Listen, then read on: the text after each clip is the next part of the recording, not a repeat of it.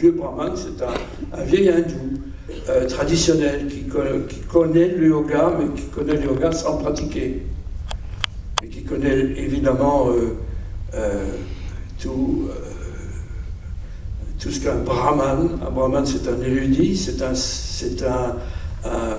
homme qui prie, un homme qui fait tous les jours des pujas, des rituels. C'est un homme qui a une vie particulière, hein, comme presque tous les brahmanes en Inde, en tout cas dans le sud de l'Inde. Ils fonctionnent tous un peu de la même façon. Et Desikachar l'interroge, commence à préparer une pratique pour cet homme qu'il va confier à un de ses assistants qui va la donner à cet homme. Et il dit, à un moment donné, Desikachar dit à cet homme, il lui pose une question, parce qu'il voulait que cet homme introduise dans la petite pratique très simple qu'il allait lui donner à faire, sous la direction d'un de ses assistants, il voulait que cet homme introduise un mantra. Vous savez ce que c'est qu'un mantra? Quelque chose. Une phrase, un mot, un nom, désignant quelque chose de précieux pour cet homme.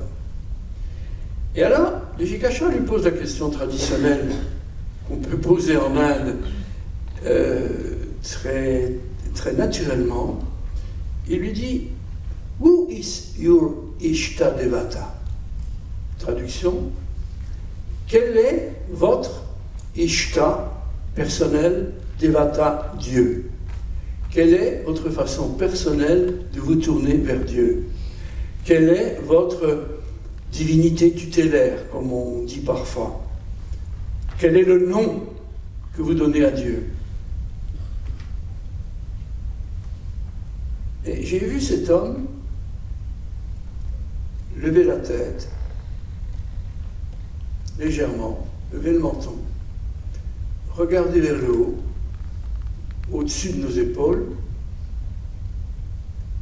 et répondre avec l'accent de Madras, It is Krishna.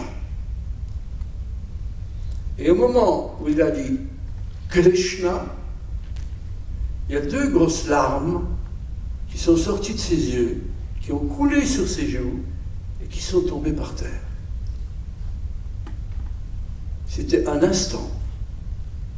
Au moment où il a dit Krishna, il avait pensé Krishna et deux larmes ont coulé sur ses joues. Pas des larmes de désespoir, des larmes d'émotion. On pourrait dire des larmes, je ne sais pas comment les nommer, ces larmes. Mais elles étaient tellement naturelles qu'il ne les a même pas, il n'a même pas essayé de les enlever. Elles sont tombées sur le sol.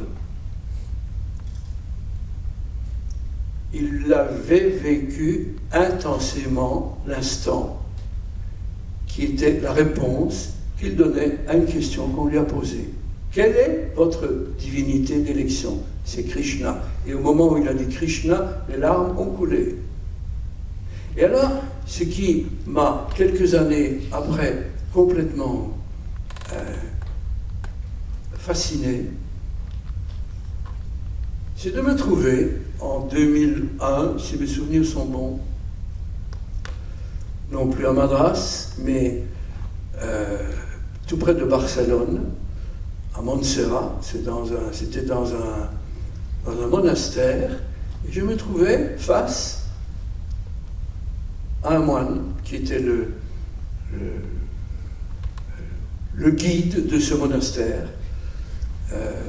un vieil homme tranquille, très courageux, qui avait osé parler à la radio d'une façon tout à fait courageuse, au risque de se faire punir.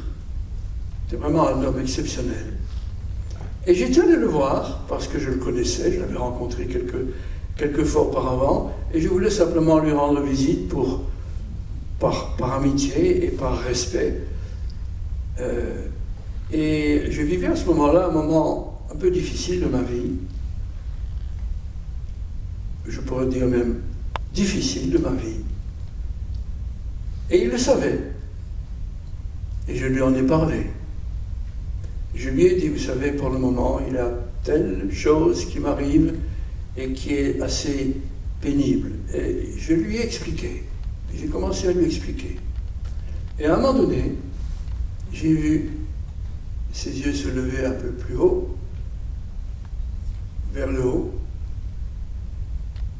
Et vous savez ce que j'ai vu? 2 grosses larmes qui coulaient sur ses joues et qui sont tombées par terre. Comme l'autre, comme le brahman, il n'a pas essayé de les enlever. Il les a laissés couler. Pourquoi? Parce qu'il vivait un instant, avec une grande intensité. Le premier, le brahman, il vivait un instant de communion avec Krishna. Et le second, le moine, il vivait un instant de compassion avec quelqu'un. C'est-à-dire qu'il ressentait la souffrance comme s'il la vivait, comme si cet événement, il le vivait lui-même. Il était dans l'instant. Alors, être dans l'instant de cette façon, c'est être intensément avec l'objet, avec l'événement, avec ce qui vient de changer, en étant en même temps conscient de ce qui était avant, et en même temps conscient du fait que ce qui va venir après, on ne le connaît pas. On ne sait pas. Mais quelque chose va venir après, qui sera un autre instant. Et je crois que les sages, ce sont des gens comme ça. Ils sont totalement présents à l'instant. Mais en même temps, ils ont une conscience très fine, très pointue, très, très belle,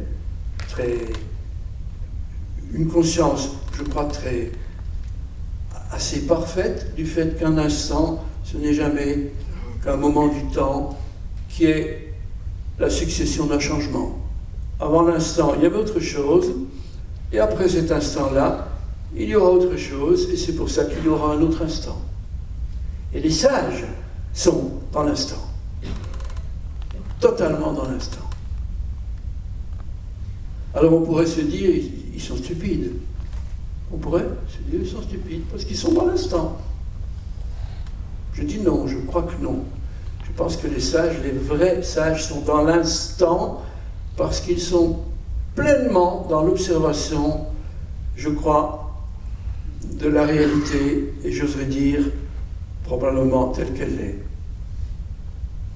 Mais avec accueil, avec tranquillité, avec confiance, et avec joie, même si ce sont 2 grosses larmes qui coulent sur les joues. Je crois qu'on reparlera tout à l'heure de l'instant, de l'objet, du mot, de la phrase, du moi, du soi, de tout ça, avec vos questions, parce que vous avez un petit travail à préparer, je crois, maintenant, n'est-ce pas? C'est correct? C'est l'heure? En avant.